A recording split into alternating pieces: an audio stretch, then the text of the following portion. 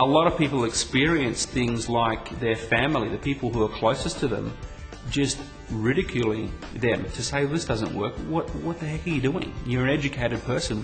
What are you getting involved in this scam pyramid thing?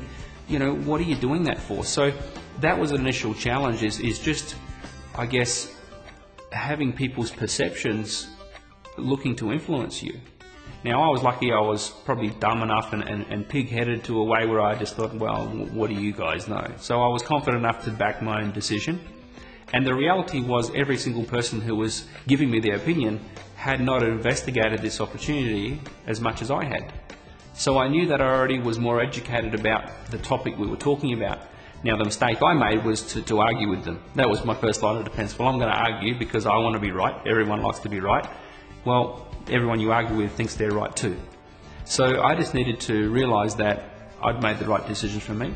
I will go ahead, and part of that fueled the passion to actually be successful. A lot of obstacles are people coming to the business thinking they know how to do it. They're not coachable, they're not prepared to listen, and gee, I was one of the worst candidates for that because I always had the best idea. You know, that's a common mistake people have, is they're not coachable and they don't follow a system that's put in place by either their team or their company. Now, another common, I guess, challenge that I see is that people look at themselves and they think, you know what, I'd love to have the results you're having, but I'm not as tall as you, or I can't talk like you, or I haven't had the experience that you've had, or you know, you've got more hair, or you know, you live in a better suburb. It could be anything. Your cat's more fluffy than mine. It's just, you'd be surprised what people come up with. But the key is, I say, okay, well, maybe you don't think you can do this, or maybe if you talk to somebody you don't think you can influence them.